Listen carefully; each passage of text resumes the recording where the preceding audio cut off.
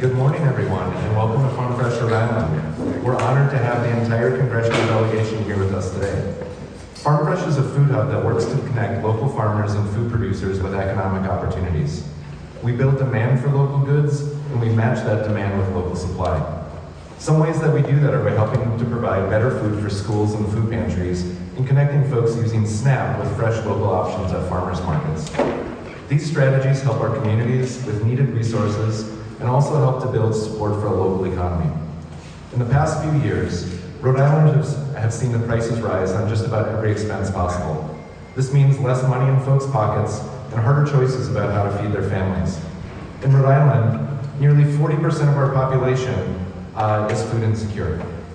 That means over 42 million meals missed each year by children, seniors, and low-income families. In simple terms, 2 in 5 of our neighbors are going to bed hungry every night. Proposed cuts to SNAP will not help Rhode Island to lower these awful statistics. The actions of the current administration, including recent USDA funding terminations, are exacerbating the problem by eliminating programs that connect local food into schools and the emergency food system. Additionally, any cuts to SNAP are cuts to our local economy. Many local farmers, fishers, and food producers benefit from SNAP redemption at farmers markets. It's imperative for our state's well-being that we empower local farmers, fishers, and food producers to be part of the solution to end hunger, raise healthy children, and boost our local economy. As a state and nation, more now than ever, we need to make smart decisions about our local food supply and the impact it has on local communities. We're stronger when our food supply comes from many diversified, smaller sources. We're weaker when that comes from the consolidation of ownership of land and the degradation of ecosystems. We're stronger when we connect local supply with local demand. Taking food away from school children, food pantries, and decimating the SNAP program is not how we become a stronger nation. Now it's my honor to introduce someone who's fighting on behalf of these issues, Senator Jack Reed.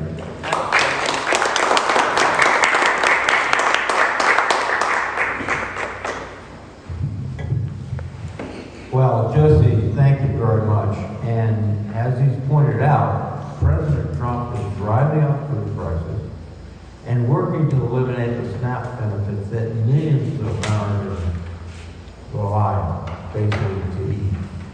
That's not my version of America. Now, this alone is devastating for millions of American families. But it's only a small slice of the economic damage that President Trump has done in his first 100 days. And nowhere is there more clear evidence than in America's economic malpractice by the institution of the ill-advised tariff. The President has haphazardly announced, applied, withdrawn, reapplied tariffs. He's settled for now on tariffs that raise the cost of nearly every good imported into the United States. The justification for Trump's tariffs have sometimes changed mid-sentence. One moment it's about raising revenues, next it's about countering drug trafficking, the next it's about bringing manufacturing back to the United States, and the next is about an undefined issue of fairness with our trading partners. Trump and his gang of billionaires want the American people to believe that this is all part of a grand strategy. We just need to trust them. Well, Wall Street took one look at Trump's strategy, and guess what? The S&P 500 lost nearly $6 trillion in value in a matter of days after his so-called Liberation Day. But that's Wall Street. On Main Street, the American people are paying the price for Trump's erratic and impulsive policies. Researchers at Yale estimate that the president's current tariffs, the ones that exist today, not the ones he's pushed off for a while, will raise costs to families by $4,700 a year. And that's right. He's not lowering prices. He's not curbing inflation. He's putting more of a burden on American families. Inflation is expected to go as high as 5.5% by cutting economic growth. Now, recall in the campaign, he said he'd have inflation controlled in one day. It's 100 days now, and it's much, much worse. Other analysts project new car prices will raise by as much as $12,000. Home prices by more than $9,000. And I've spoken with multiple Rhode companies whose suppliers are already sending them higher quotes for their goods. And contrary to the president's claims, Goldman Sachs, for example, estimates that the president's baseline 10% tariff on all imports would lead to fewer, not more, American jobs. Goldman estimates that tariffs will lead to roughly 400,000 fewer jobs nationwide. And markets continue to move widely as the erratically list threatens schemes to fire the Federal Reserve Chairman, to do this and that.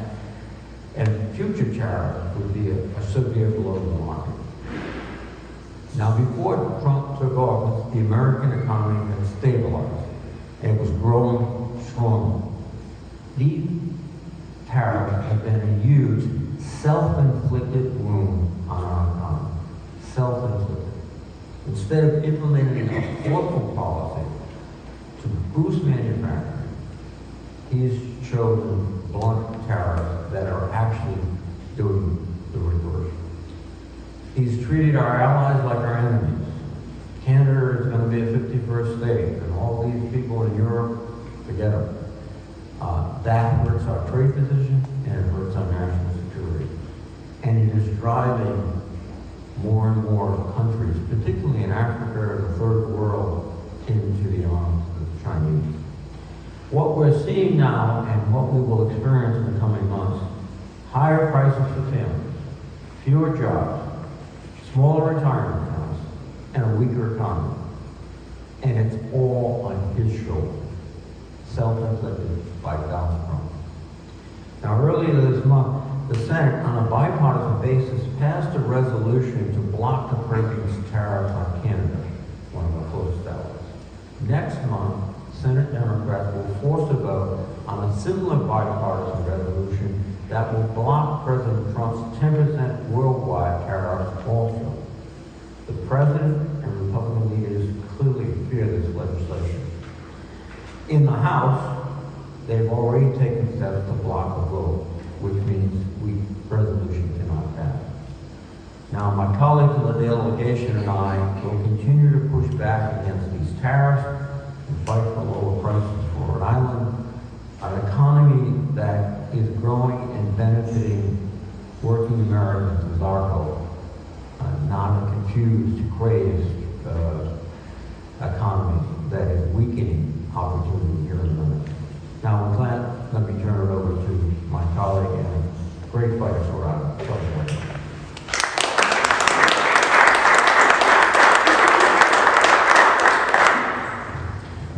Thank you, Jack. I think it's time for Americans of every persuasion to face the fact that Donald Trump is a one-man economic train wreck.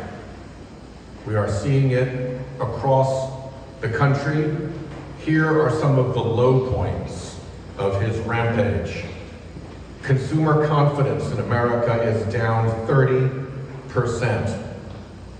Inflation projections are the highest in 40 years. The Dow Jones is headed for the worst April since the depth of the Depression in 1932. The US dollar has lost 10% of its value. Republicans are planning to add $52 trillion to the national debt to fund tax cuts for Trump and his billionaires. Walmart has warned the president of empty shelves, and a lot of this is driven first by the tariffs, and second by the uncertainty around the tariffs.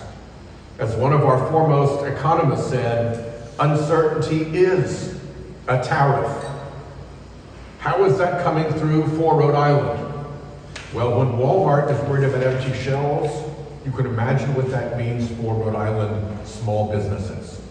We've had outreach from Rhode Island small businesses who are seeing thousands of dollars in cost increases, for the imported tools that they use to make their product. We've heard from a veteran-owned helicopter business that is having trouble both operating and making fleet repairs because of the added costs. Tariffs have already forced one small business to pause operations in the hopes that things will recover. But at this point, they're looking like they're going to have to close. And with Canada as Rhode Island's major international trading partner, the 25% tariff has caused another Rhode Island small business to see wholesale orders fall by 2/3, 65% drop. That's just 4 small Rhode Island businesses. And what I want to accomplish today is to make sure that we're sending a message out to Rhode Island small businesses that when these Trump tariffs hit you and hurt you, your congressional delegation wants to hear from you. Pick whoever you want and call us. We need to hear these stories to make the case in Washington, and we need to hear your stories to deliver the constituent service that we're here to provide as you go through the one-man economic train wreck that Trump has created. Let me turn it over to Seth Magazine.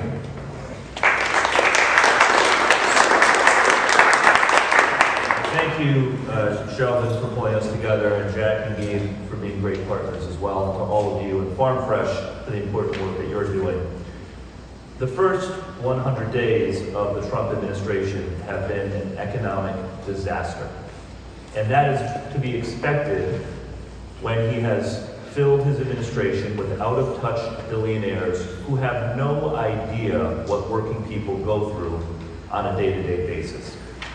We see that in these out-of-control tariffs that are raising costs on consumers at a time when people want costs to be lower, on devastating proposed cuts to healthcare that are going to make healthcare less accessible at a time when people want healthcare to be more accessible, and on chaotic foreign policies that are driving people away from the United States, threatening our trade business, threatening our tourism business, and threatening our reputation and our standing in the world. These are the moves of an out-of-touch billionaire surrounded by out-of-touch billionaires with no understanding of the impact on the ground. I want to focus my remarks on 2 ways in which the administration's policies are especially damaging to Rhode Island. The first is their move to shut down the Department of Education and push huge cuts in education funding. Republicans in the House, at the behest of Donald Trump, are getting ready to move a budget with hundreds of billions of dollars of cuts to education. In Rhode Island, that will mean fewer teachers, bigger class sizes, less mental health support, less support for kids with disabilities. Rhode Island receives over $100 million a year of federal education funding. That is the same funding that Donald Trump and the Republicans are trying to cut. If we are going to be competitive as a society, we need great schools, we need access to job training, we need federal support for education. This is a time to be leaning into education, not slashing it, not eliminating it.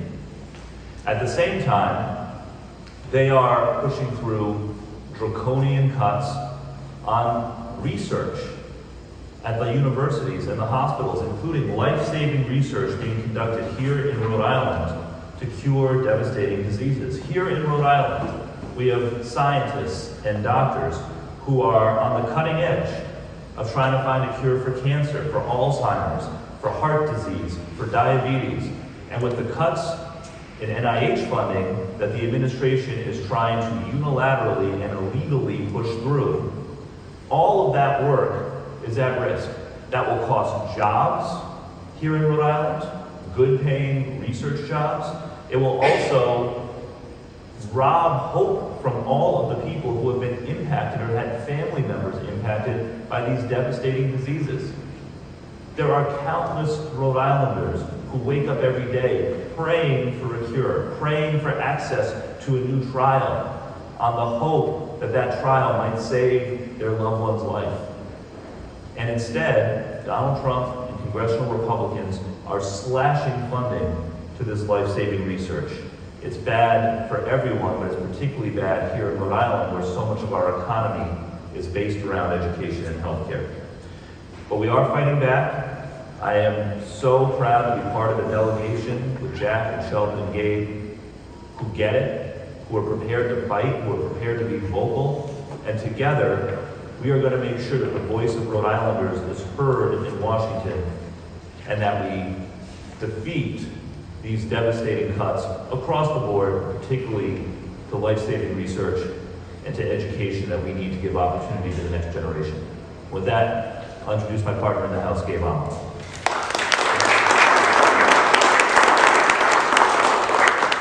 Thank you, Seth. And, I was thinking about the concept of the first 100 days. The concept of the first 100 days being quantified for a president was in response to great crisis, that of the Great Depression, and President Franklin Delano Roosevelt executing an agenda that led to the great commitment of our government to its people in the New Deal. Donald Trump has literally done the opposite and created chaos, confusion, and crisis for the American people over his first 100 days.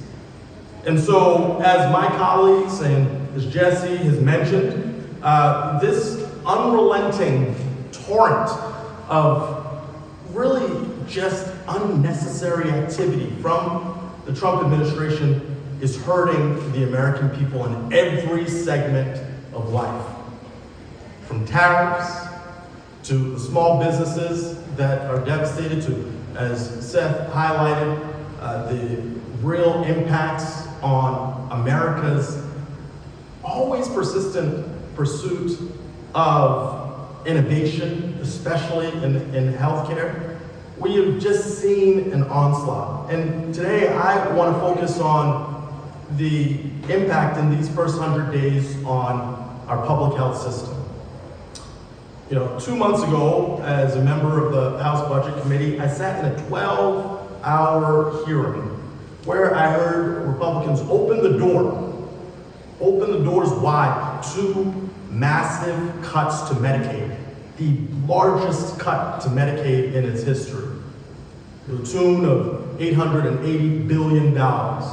And while they sort out how many billions they want to cut, the pain will be felt by people across this state and across the country. And Medicaid ultimately is not a government program. You get a lot of government folks talking about programs. This is about values and a commitment to people at every segment of our lives. Consider the fact that Medicaid accounts for 41% of all funding from the federal government to the Ocean State, or that it covers 45% of births and helps half of Rhode Island's children access primary and preventative care, or that it is essential for Rhode Islanders with disabilities to stay healthy and independent. All throughout the state, this congressional delegation has been telling the story of impact. And this impact matters because this proposed cut in billions would mean that families lose health insurance. Children will go without care, and Rhode Islanders can't live the lives that they deserve. And at hospitals, community centers, and early child care centers, we have seen this impact. Every single day we've been in Rhode Island, in the district, we have called attention to this. Because this choice by congressional Republicans and Donald Trump is about the servicing of billionaires and their priorities to get wealthier while making the rest of us sicker, less healthy, with less money in our pockets because of the costs that will rise. And through it all, I go back to the story of Al, who I met, one of my constituents in East Providence. He came out to a town hall and he participated and showed his emotions. He said he was petrified about potential cuts to Medicaid. So this isn't fear-mongering. This is about will we respond to the challenge to our values? And so, as Donald Trump and congressional Republicans look to make more impact, their next 100 days, unfortunately, on this issue is going to be worse than their first 100 days because they are working overtime to cut Medicaid. But we will not be silent. And these values are starting to break through. You have heard from some congressional Republicans demonstrating a modicum of courage to write their own leaders and say, maybe you shouldn't touch Medicaid. Well, that's not enough. You shouldn't have voted in the first place to proceed down this path, and we will keep the pressure on. And much like Senator Whitehouse said, we need to hear your stories, your voice, the impact of not a government program, but a set of values that has impacted people's lives for the positive here in our state.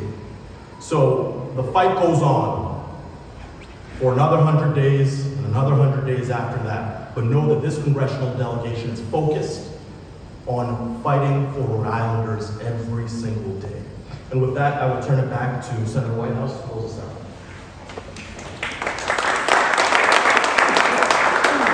Let me thank Jesse and Farm Fresh for hosting us here.